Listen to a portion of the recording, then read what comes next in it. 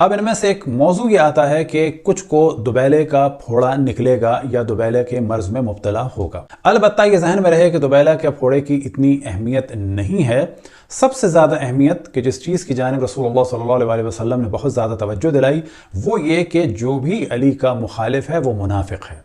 لہٰذا دوبیلہ نکلے نہ نکلے، سند صحیح ہو نہ صحیح ہو، معاویہ کی موت دوبیلہ سے ہوئی ہو یا لقوے سے ہوئی ہو یا قرہ سے یعنی سردی کی بیماری کی وجہ سے ہوئی ہو کہ ہر وقت سردی لگتی ہو، یہ ایک الگ موضوع ہے، یا ان سب چیزوں کی وجہ سے ہوئی ہو، اصل موضوع ہے کہ جو رسول اللہ صلی اللہ علیہ وسلم نے ارشاد فرمایا یا علی لا يحبک الا مؤمن ولا يبغضك الا منافق، علی تم سے کوئی محبت نہیں کر سکتا مگر یہ کہ وہ مومن ہوگا، اور کوئی بغض نہیں رکھ سکتا مگر یہ کہ وہ منافق ہوگا۔ اب جو کام میں نے اس میں کیا تھا، جو ترتیب دی تھی، اس کو میں نے پھر چھوڑ دیا، اور آپ کے سامنے اس وقت ایک تصویر ہے، اور یہ تصویر ہے سعودی عرب کے ایک محقق کی کہ جو کھل کے کہتے ہیں کہ میں ناسبی نہیں ہوں، اور ان کا نام ہے حسن فرحان مالکی۔ اب جو آپ کے سامنے تصویر ہے اس میں آپ دیکھ رہے ہیں کہ وہ قضیہ تحکیم میں امام علی کہہ رہے ہیں، اور اسی طرح سے امام حسین کی مظلومیت کو بھی امام حسین کہہ کر ہی بیان کر رہے ہیں۔ لیکن آپ بہت سارے لوگوں کو دیکھیں گے، یہ ہماری گفتگو ہے ہمارے برادران اہل سنت سے، کہ اپنے علماء کی آپ خباثت کو سمجھیں کہ وہ رسول اللہ صلی اللہ علیہ وسلم کا جب نام لیتے ہیں تو سلم کر دیتے ہیں، ورنہ آل کا تو نام لیتے ہی نہیں ہے، کیونکہ سابقہ زمانے میں جو آل کا نام لیتا تھا وہ قتل کر دیا جاتا تھا، بالکل ویسے ہی جیسے آج جلوسوں میں پتھراؤ کراتے ہیں یہ لوگ۔ تو حسن فرحان مالکی صاحب نے کتاب لکھی ہے سلسلہ مصالیب معاویہ، یعنی معاویہ کی جو برائیاں ہیں ان کو انہوں نے دلیل کے ساتھ بیان کیا ہے، سعودی عرب کی عالم دین ہے، اور اسی میں آپ کے سامنے جو اس وقت حصہ ہے یہ حصہ ہے حدیث دوبیلہ کا۔ تفصیل کے ساتھ انہوں نے بہت سارے موضوعات ڈسکس کیے ہیں، کیونکہ کوئی ہم سے سوال کرتا کہ ایسا کیوں کہہ رہے ہیں، تو ہم نے کہا کہ یہ آپ دیکھ لیں، اور واقعی ڈائلاگ کا ماحول ایسا ہونا چاہیے۔ تو اب آپ کے سامنے ہے صحیح مسلم کی جلد نمبر 5، اور حدیث آپ کے سامنے ہم پڑھ دیتے ہیں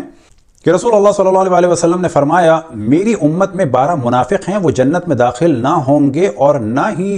نہ اس کی خوشبو پائیں گے جب تک کہ اونٹ سوئی کے ناکے میں داخل نہ ہو جائے، یعنی محال ہے کہ یہ جنت میں جائیں۔ ان میں سے 8 ایسے ہیں کہ ان کے شر سے بچاؤ کے لیے تمہاری کفایت ایک ایسا پھوڑا کرے گا جو آگ کے جلتے ہوئے دیے کی طرح اوپر سے سرخ ہوگا اور ان کے کاندھوں میں ظاہر ہوگا یہاں تک کہ ان کے سینوں سے نکل آئے گا۔ یعنی کچھ مومنین کو تسلی دے رہے ہیں کہ یہ کچھ کے شر سے تو تم دوبیلہ کے ذریعے سے بچ جاؤ گے۔ اور ہم بتا چکے دوبیلہ ہو یا نہ ہو یہ اتنا اہم موضوع نہیں ہے، اصل موضوع تو یہ ہے کہ جو بھی مولا امیر المومنین کے مقابلے میں آیا اس کا نفاق کافی ہے۔ اب آپ کے سامنے ہے تاریخ طبری جلد نمبر 4 اور صفحہ نمبر 134 اور 35۔ ایک دفعہ ابو موسیٰ سیاہ برنس سر پر پہنے ہوئے معاویہ کے پاس آئے اور کہا السلام علیکہ یا امین اللہ۔ ان کے بارے میں بھی گفتگو انشاءاللہ اگلے اس میں آئے گی۔ اب آپ دیکھیں کہ رسول اللہ صلی اللہ علیہ وسلم ارشاد فرما رہے ہیں کہ علی میرا وصی ہے، میرا بھائی ہے، میرا اخی ہے۔ ان کے ساتھ آپ نے 2 دفعہ جو ہے بھائی ہونے کا اعلان فرمایا، ان کو آپ نے پالا، واضح عرفان آپ نے ارشاد فرمایا کہ اے علی تم سے کوئی محبت نہیں کر سکتا مگر یہ کہ وہ مومن ہوگا، کوئی بغض نہیں رکھ سکتا مگر یہ کہ منافق ہوگا۔ یعنی جنگ صفین ہو چکی ہے، اور جنگ صفین کے بعد امام حسن پر بھی ظلم ہو چکا ہے، ممبروں پر سے مولا امیر المؤمنین پر یعنی رسول اللہ صلی اللہ علیہ وسلم کے نفس پر، بھائی پر، داماد پر لعنتوں کا سلسلہ ہو رہا ہے۔ ایسے میں ابو موسیٰ کیا کہتے ہیں آ کے السلام علیکہ یا امین اللہ، خدا کی پناہ، ایک دشمن خدا کے جس نے نفس رسول سے جنگ کی انہیں امین اللہ کہہ رہے ہیں، جبکہ رسول اللہ صلی اللہ علیہ وسلم واضح فرما چکے ہیں یا عمار تقتلک فیۃ باغیۃ، اے عمار تم ایک باغی گروہ قتل کرے گا، تم جنت کی جانب بلا رہے ہوگے، وہ تمہیں جہنم کی جانب بلا رہا ہوگا۔ ایسے فرد کو یہ کہہ رہے ہیں یا امین اللہ۔ معاویہ نے کہا وعلیکہ السلام۔ جب وہ چلے گئے تو معاویہ نے کہا یہ بڈھا اس لیے آیا تھا کہ میں اسے کوئی خدمت دوں۔ ماشاءاللہ، ایک صحابی دوسرے صحابی کو اس طرح سے مخاطب کر رہے ہیں۔ اب اگر یہ جھوٹ بھی ہے تو یہ آپ کی کتاب میں ہے، اور یہاں پر بھی لکھنا چاہیے تھا رضی اللہ، اور اگر آپ نے لکھا تو سوال یہ پیدا ہوتا ہے کہ اسے اگر کوئی پڑھ لے اور اگر کہیں لکھ دے تو آپ اسے قتل کریں گے، لیکن خود اس کو آپ چھاپیں گے۔ واللہ کوئی خدمت اسے میں نہ دوں گا، یعنی کسی قسم کا عہدہ میں اس کو نہ دوں گا۔ اب یہاں پر اصل روایت شروع ہوتی ہے۔ ابو بردہ کہتے ہیں معاویہ کو ایک زخم لگا تھا، میں انہی دنوں میں ان کے پاس گیا، مجھ سے کہا بھتیجے میرے پاس آ کر دیکھ۔ میں نے دیکھا تو زخم میں سلائی دی جا چکی تھی، یعنی زخم پھٹ چکا تھا، سوراخ ہو چکا تھا، گڑھا پڑ چکا تھا، اور صفائی کے لیے ایک لکڑی یا کوئی چیز داخل کی جاتی تھی۔ اب آپ کے سامنے اس کا عربی متن ہے، تاریخ طبری جلد نمبر 5 اور آپ کے سامنے ہے ان ابی بردہ قال دخلت علی معاویہ حیث اصابته قرحۃ، اب بعض جگہ قرحہ بھی ہے قرحہ بھی ہے، فقال حلم یا اخی، اور میرے پاس آؤ۔ اب اس میں انہوں نے کیا دیکھا؟ فنظرت فاذا ہی قد صبرت، کہ سوراخ ہو چکا تھا اور سلائی دی جا چکی تھی۔ اب آپ کے سامنے اسی پھوڑے کے لیے المعارف ابن قتیبہ نے جو کہا تو وہ آپ کے سامنے ہم بیان کر دیتے ہیں۔ المعارف ابن قتیبہ میں ہیڈنگ آپ کے سامنے ہے وقال ابن اسحاق مات، یعنی معاویہ کی موت ہوئی، وَلَهُ 78 سنہ، اور وہ اس وقت 78 کی عمر میں تھا۔ وَكَانَتْ عِلَّتُهُ، اور موت کی وجہ کیا تھی؟ الناقبات۔ اب ناقبات کیا ہے؟ یعنی الدبیلہ، کہ موت دبیلے کی وجہ سے ہوئی۔ پاکستان کے بھی ایک صاحب نے اس کو ڈسکس کیا، لیکن وہ ظاہر ہے کہ اہل بیت کی محبت تو کر رہے ہیں لیکن دشمنوں سے پوری طرح سے اظہار برات نہیں کر پا رہے ہیں، 2 کشتیوں پہ سوار ہیں۔ اب آپ کے سامنے ہے، تو انہوں نے بھی موضوع ڈسکس کیا تھا کہ جو دیکھنا چاہے تو دیکھے دبیلا سے کون مرا، اور پھر کہا کہ اب وہ پرانی باتیں ہو گئیں۔ کیسے پرانی باتیں ہو گئیں؟ فرعون بھی پرانی بات ہو گئی، سبھی پرانی باتیں ہو گئیں۔ اب آپ کے سامنے ہے صحیح الترغیب والترہیب، اور یہ تالیف ہے محمد ناصر الدین البانی صاحب کی، کہ جو دنیا سے رخصت ہو چکے ہیں، اور یہ سعودی عرب، اصل میں البانیہ کے تھے، سعودی عرب میں تھے، سلفیوں کے اور وہابیوں کے اور دیوبندیوں کے اس وقت یہ سمجھا جا سکتا ہے کہ اس قرن میں ایک امام تھے علم الحدیث میں، بہت بڑے محدث تھے۔ تو وہ اس کتاب کی جلد نمبر 3 میں اسی موضوع کو ڈسکس کرتے ہیں، کنت عند معاویہ، اور یہ روایت بھی ان ابی بردہ قال کنت عند معاویہ والطبیب یعالج قرحة فی ظہرہ، کہ میں معاویہ کے پاس تھا اور طبیب ان کے پھوڑے کی، کہ جو پیٹ میں تھا، اس کا علاج کر رہا تھا۔ تو یہاں پر حدیث صحیح ہے کہ جو بالکل آپ کے سامنے ہے۔ اب آپ کے سامنے ہے تاریخ مدینۃ دمشق۔ اب یہ روایت مختلف طرق سے بیان ہوئی۔ اس وقت آپ کے سامنے جو ہم طریق بیان کر رہے ہیں یہ ہے طلحہ بن یحییٰ سے۔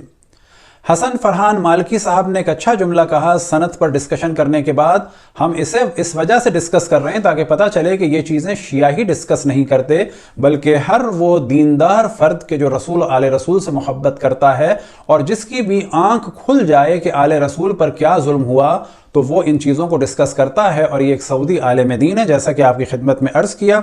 تو یہ طریق ہے طلحہ بن یحییٰ کی۔ تو وہ فرماتے ہیں کہ ان تمام روایات کے صحیح ہونے کی دلالت کے طور پر ایک تو ویسے ہی صحیح ہے، اور اتنا کافی ہے بقول ان کے کہ یہ سب کے سب ناسبی ہیں اور دشمن ہیں مولا امیر المؤمنین ہیں، اور ان کی گواہی اس معاملے میں کافی ہے۔ تو اب آپ کے سامنے ہے تاریخ مدینۃ دمشق جلد نمبر 26 اور صفحہ نمبر 45، اور ایرو لگا ہوا ہے۔ یہ روایت بھی وہی ہے، یہاں پر فقط ایک اضافہ ہے، وَيَتَأَوَّ الصَّبِيُّ، کہ وہ اس طرح سے چیخ رہا تھا جیسے کہ ایک بچہ چیختا ہے، اور پھر اس کے بعد ہے، اب آپ کے سامنے ایرو لگا ہوا ہے اور وہ ایک اضافہ کرتے ہیں کہ وہ چیخ رہے تھے جیسے کہ ایک بچہ چیختا ہے درد سے۔ دوسری روایت بھی اسی صفحے پر ہے اور ایرو لگا دیا ہے، یہ بھی طلحہ بن یحییٰ سے ہے۔ اب آپ کے سامنے ہے معجم الکبیر للحافظ ابی القاسم الطبرانی کی، اس کی جلد نمبر ہے 19 اور مکتبہ ابن تیمیہ سے ہے، اور صفحہ نمبر ہے 359، اور آپ کے سامنے ہے کہ یہ طریق بھی طلحہ بن یحییٰ سے ہے۔ اب آپ کے سامنے ہے تاریخ مدینۃ دمشق جلد نمبر 59 اور صفحہ نمبر ہے 225، اور یہ طریق بھی طلحہ بن یحییٰ سے ہے، اور یہاں پر یہ ہے کہ وہ مچل رہے تھے اور تڑپ رہے تھے اس بیماری کی وجہ سے۔ اب یہاں پر آپ کے سامنے حوالہ ہے المعجم الاوسط کا، اور جلد نمبر ہے 6 اور صفحہ نمبر ہے 78، اور یہ روایت بھی طلحہ بن یحییٰ سے ہے، اور وہی روایت ہے کہ جو آپ کے سامنے بیان کی۔ تو ایک طرق تو ہو گئی، طریق تو ہو گئی یہ۔ دوسری طریق ہے حمید بن ہلال سے، اور یہ نقل کرتا ہے ابی بردہ سے، اور جیسا کہ ڈاکٹر حسن فرحان مالکی صاحب نے کھل کے کہا کہ یہ سب ناسبی ہیں۔ تو جس طرح سے آپ لوگ بڑے آرام سے یعنی پاکستان کے محققین بہت سارے بڑے آرام سے ہر دشمن اہل بیت کے ساتھ رضی اللہ بھی لگا دیتے ہیں، لیکن حسن فرحان مالکی نے جرت کی کہ خداوند تبارک و تعالیٰ ان کی توفیقات میں اضافہ فرمائے اور قرب رسول اللہ اور قرب اہل بیت علیہم الصلوۃ، قرب رسول اللہ صلی اللہ علیہ وسلم اور قرب اہل بیت رسول اللہ صلی اللہ علیہ وسلم انہیں عطا فرمائے۔ اب آپ کے سامنے ہے تاریخ دمشق جلد نمبر 16 اور صفحہ نمبر 45، 44 اور 45، اور یہاں پر بھی ان حمید بن ہلال سے یہ روایت ہے۔ طبقات کبریٰ آپ کے سامنے ہے جلد نمبر 1 اور یہ روایت ہے صفحہ نمبر 149 پر، اور حمید بن ہلال سے ہے، اور یہاں پر بھی یہی موضوع ہے، اور نیچے آپ دیکھ رہے ہیں کہ اسنادہ حسن الاحاد والمثانی، اور اس کے صفحہ نمبر 99 میں ہے، اور یہ روایت بھی حمید بن ہلال سے نقل ہوئی ہے۔ اب آپ کے سامنے ہے معجم الکبیر اور تیسری طریق ہے عاصم بن کلیب سے، اور جلد نمبر ہے 9 اور صفحہ نمبر ہے 359، اور ایرو لگا ہوا ہے 841 کا، عاصم بن کلیب سے وہی روایت ہے، اور 841 کا اگر آپ حاشیہ دیکھیں رواہ احمد، اور پھر اس کے بعد ہے رجالہ رجال الصحیح رواہ الحاکم وقال صحیح علی شرط الشیخین، کہ اس کے رجال صحیح ہیں، احمد نے اس کو نقل کیا ہے، یعنی مسند احمد میں رجال اس کے صحیح ہیں، اور حاکم نے اس کو صحیح کہا ہے اور کہا ہے کہ یہ شیخین کی شرط پر صحیح ہے، اور وافقہ الذہبی، اور الذہبی نے بھی ان کی قول کی موافقت کی ہے۔ اب آپ کے سامنے چوتھا طریق ہے تاریخ مدینہ دمشق ان ثابت، جلد نمبر ہے 59 اور صفحہ نمبر ہے 220، اور یہاں پر وہی روایت ہے لیکن ابو بردہ سے ہی ہے، لیکن یہ ثابت سے نقل ہوئی ہے۔ اب آپ کے سامنے کتاب المحتضرین، یعنی جو مر رہے ہوتے ہیں، دم نکل رہے ہوتے ہیں، اس کے بارے میں کتاب احتضار سے، اور اس کے بھی صفحہ نمبر 210 اور 11 پر ثابت سے روایت ہے کہ جو آپ دیکھ سکتے ہیں۔ پھر ہم عرض کریں کہ ساتھ میں دو اور وجوہات بھی معاویہ کی موت کی بیان ہوئی، کہ جن میں سے ایک لقوہ تھا اور ایک قرہ، یعنی سردی لگنے کی بیماری، کہ ہر وقت سردی لگتی رہتی تھی،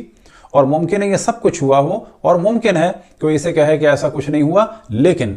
جو بھی مولا امیر المومنین کے مقابلے میں آیا، اور خصوصاً جناب عمار کے قاتلوں کے لیے رسول اللہ صلی اللہ علیہ وسلم بیان فرما چکے تھے،